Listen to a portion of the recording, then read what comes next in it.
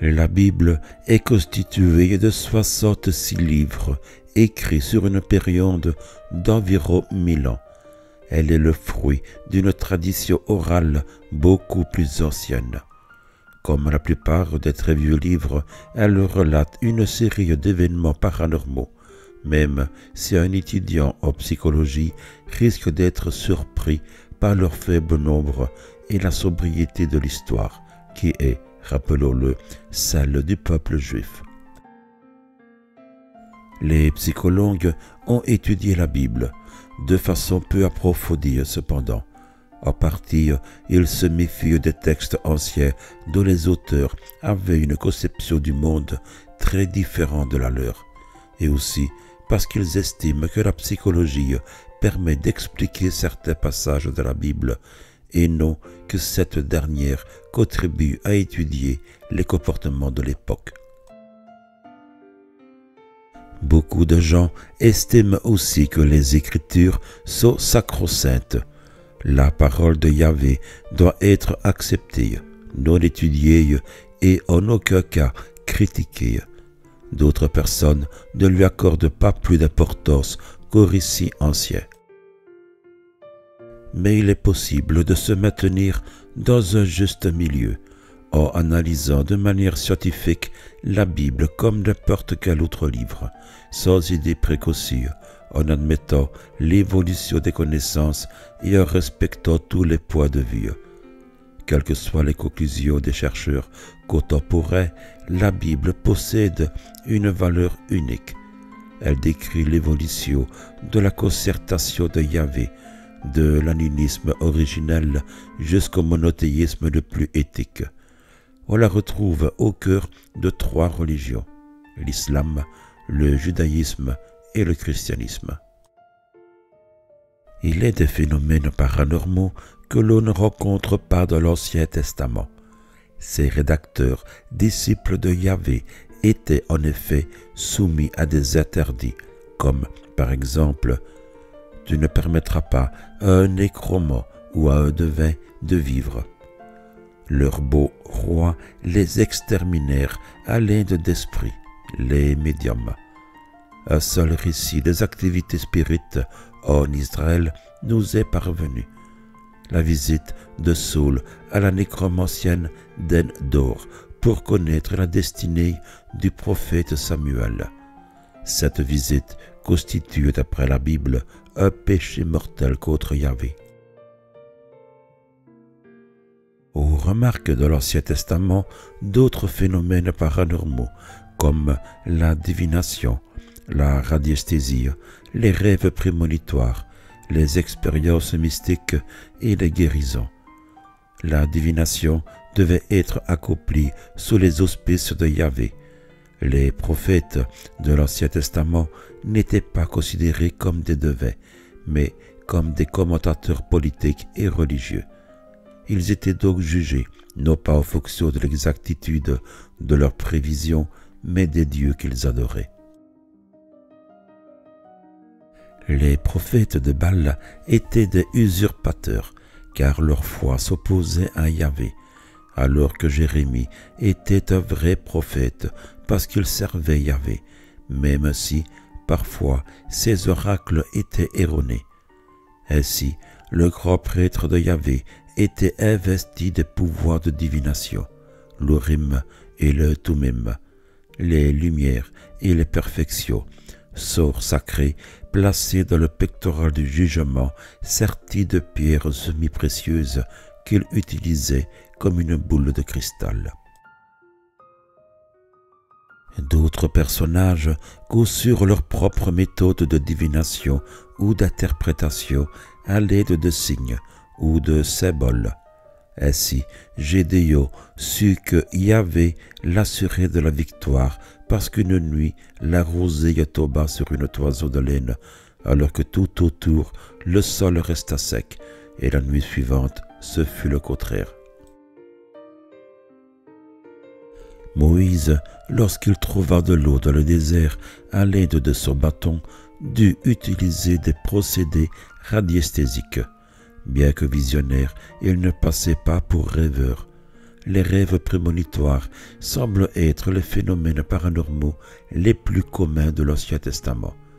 Jacob eut un songe et il entendit la promesse faite à son grand-père, Abraham. « La terre sur laquelle tu es couché, c'est à toi que je la donnerai, ainsi qu'à ta descendance. » Joseph eut un songe affirmant son autorité sur toute sa famille. Il interpréta les songes de l'échanson et du panetier, officier de Pharaon, emprisonné. Le premier serait rétabli de sa charge et le second exécuté. Il traduisit aussi le rêve de Pharaon, augurant de 7 années de grande abondance, suivies de 7 années de famine. 7 vaches grasses dévorées par 7 vaches maigres et laides, ce qui lui valut d'occuper une haute charge. À la lumière des recherches les plus récentes sur les rêves réalisées par des agences comme le Maimonides Dream Laboratory, nous pourrions conclure que ces songes se sont déroulés comme ils ont été relatés. Jacob, quittant les lieux de son enfance, en principe pour toujours, a pu être rassuré par ses rêves, lui rappelant la promesse de Yahvé faite à Abraham. Il retrouverait sa terre. Joseph, connaissant les motifs de l'incarcération, de l'échanson et du panetier, n'eut pas besoin d'un signe remarquable pour interpréter correctement l'espoir de l'un et la crainte de l'autre. Les expériences mystiques varièrent en intensité et en genre suivant les individus. Pendant une période difficile de sa vie, Jacob se trouva aux prises avec un agresseur mystérieux et surnaturel. Un ange, c'est-à-dire un messager, pas nécessairement surnaturel, même si cela est souvent le cas, apparut aux parents de Samson et leur annonça la naissance de leur enfant héros, puis il les quitta dans une grande flamme. Le jeune Samuel, grand prophète biblique, connut sa première expérience paranormale lorsqu'il entendit distinctement la voix de Yahvé. Tous les prophètes semblent avoir été confrontés à de telles situations depuis la vision d'Isaïe. Il vit le Seigneur assis dans le temple sur un trône haut élevé. Des séraphins se tenaient au-dessus de lui. Jusqu'à celle d'Ézéchiel, il vit une forme de 4 vivants, chacun avait 4 faces, et ils se déplaçaient dans un grand fracas. On est amené à se poser d'autres questions en lisant les histoires extraordinaires des héros populaires bibliques. Des personnages comme le roi Arthur ou Robin des Bois, dont l'existence historique certaine serait entourée d'une légende exagérée, tandis que les chrétiens refusent de trouver de telles outrances dans la Bible. Les chercheurs les plus sérieux pensent que beaucoup d'épisodes comme celui de Samson arrachant les colonnes d'un temple de la ville ou celui d'Élisée faisant surnager le fer d'une hache sont de cette nature. Ils estiment en outre que chaque récit doit être étudié selon les principes de la critique historique et littéraire, mais il est indispensable de trouver un juste milieu. Les connaissances actuelles montrent que certaines anecdotes considérées au début du XXe siècle comme pure légende peuvent correspondre à la réalité, en particulier dans le domaine des guérisons. Les guérisons miraculeuses sont surtout fréquentes dans le Nouveau Testament. On en rencontre cependant quelques exemples dans l'Ancien. Myriam, punie pour s'être révoltée contre Moïse, fut atteinte de la lèpre, puis guérie grâce aux prières de ce dernier. Les Juifs, mordus par des serpents dans le désert, furent débarrassés du venin en contemplant un serpent de bronze coulé par Moïse. Ce serpent fut mis en pièces par Ézéchias, roi de Juda, car les fils d'Israël faisaient fumer de l'encens pour Moïse. Ézéchias lui-même fut guéri d'un ulcère mortel grâce à un gâteau de figues. On sut que ce miracle aurait lieu. L'ombre recula en effet de 6 degrés, événement que les apologistes considèrent comme une réalité astronomique. Naaman, chef de l'armée du roi d'Aram, en Syrie, fut délivré de la lèpre par Élisée, qui, sans l'avoir vu, envoya un messager chargé de lui dire d'aller se baigner 7 fois dans le Jourdain. Élie redonna vie à un enfant mort en s'allongeant 3 fois sur ce corps. Élisée utilisa certainement la technique du bouche à bouche sur un autre enfant décédé. Il mit sa bouche sur sa bouche, ses yeux sur ses yeux, ses paumes sur ses paumes, se courba sur l'enfant, et la chair de celui-ci se réchauffa. On trouve encore beaucoup d'autres analogies avec des phénomènes encore inexpliqués à ce jour. On a pu constater de mystérieuses disparitions, comme aujourd'hui d'ailleurs. Dans la Genèse, on note que Enoch marcha avec Yahvé, puis disparut, car Yahvé l'avait pris. Il est écrit que Moïse fut enseveli par Yahvé et nul n'a connu sa tombe. Mais Joseph, un historien juif, nous raconte que, d'après la légende, la tempête soufflait au-dessus de lui, et subitement il disparut dans une vallée.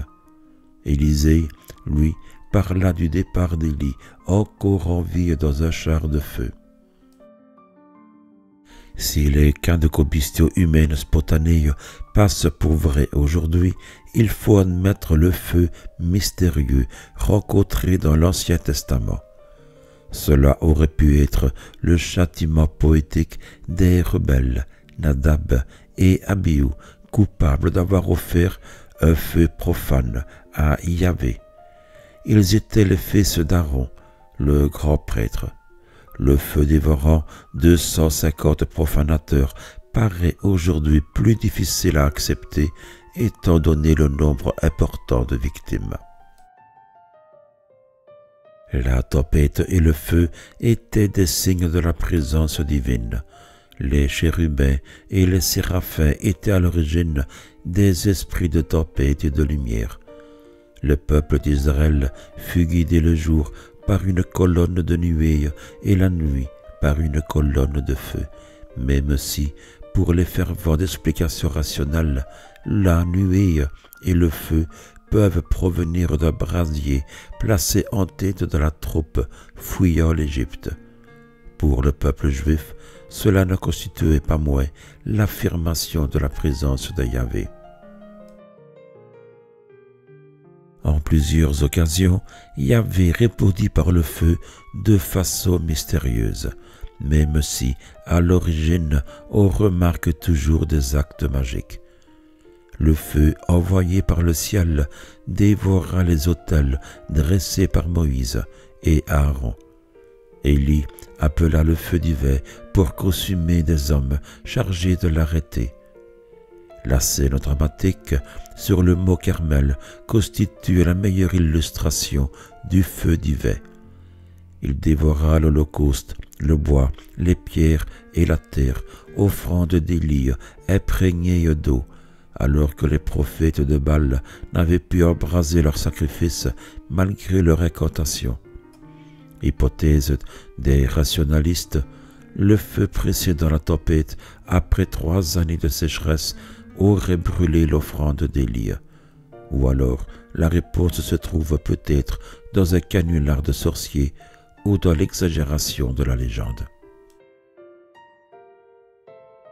De tels événements étranges peuvent-ils être expliqués par les lois naturelles?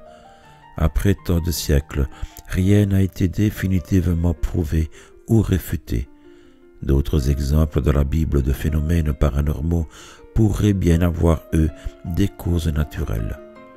le buisson ardent d'où sortit la voix de Yahvé appelant Moïse pour conduire le peuple d'Israël hors d'Égypte, et peut-être un filet de gaz brûlé par les rayons du soleil qu'une pierre cristalline aurait concentré. Or, s'élevant dans l'air, il aurait pu ressembler à un buisson soumis aux caprices du vent. On peut expliquer les plaies d'Égypte de la façon suivante. Un dépôt excessif d'argile rouge mêlé à de l'eau aurait donné un sang stagnant, favorisant la prolifération de grenouilles. Celles-ci, une fois mortes, auraient engendré des moustiques, des larves de mouches, responsables de l'horrible peste qui affligea le bétail et de la plaie des pustules qui s'acharna sur les humains. On connaît plusieurs versions de la traversée de la mer Rouge, et ce, suivant les différents itinéraires empruntés. Cet épisode miraculeux, qui se reproduisit plus tard lors de la traversée du Jourdain, aurait pour origine le blocage des eaux à la suite d'un tremblement de terre. Le même séisme aurait pu endommager les murailles de Jéricho, le pas cadencé de l'armée d'Israël, et le phénomène de résonance dû au souffle des trompettes aurait achevé leur destruction. Lors de la traversée du désert, le peuple juif se nourrit de la manne céleste. Pour beaucoup, il s'agit d'une substance sucrée provenant d'un arbrisseau méditerranéen, le tamaris, que le bédouin consomme encore aujourd'hui. Cependant, le tamaris ne produit qu'une faible quantité de manne, a priori insuffisante pour sustenter tout un peuple. De plus, la récolte était double le vendredi afin de respecter le jour du sabbat. Élie, lui, était nourri matin et soir par des corbeaux apportant de la viande et du pain. Mais le mot hébreu pour corbeau est le même que celui pour marchand ou arabe. Près d'un quart de la Bible est constitué d'écrits de commentateurs politiques qu'on appelle prophètes. La préconnaissance, les prophéties est le phénomène paranormal le plus fréquemment rencontré, car dans l'esprit populaire, les prophètes prédisent l'avenir. Beaucoup de prophéties se réalisèrent. On en trouve d'ailleurs dans de nombreuses cultures. Lorsque les prophètes parlaient de l'avenir, ils y ajoutaient toujours des conditions. Si tu ne suis pas le chemin de Yahvé, ce désastre arrivera. Si tu le suis, il n'arrivera pas. Il ne faut pas prendre toutes les prophéties à la lettre. Voici qu'une vierge est enceinte et va enfanter un fils. Cela n'est pas, comme on le croit généralement, la prophétie de la conception virginale du Christ. Le mot qui a été traduit par « vierge » désigne en fait une jeune femme mariée. Le texte se poursuit ainsi. « Car avant que l'enfant sache repousser ce qui est mauvais et choisir ce qui est bon, la terre dont les deux rois de cause de la frayeur sera laissée en abandon. » Il semble qu'Isaïe, en fait, désigne une jeune femme enceinte, peut-être sa propre épouse, et indique que les deux ennemis du roi, d'Achaz, périront avant que l'enfant grandisse. L'exégèse fournit là plus de renseignements. Les prophètes avaient pour but non pas tant de prévoir l'avenir que de décrire ce qu'ils considéraient comme la volonté de Yahvé à leur époque.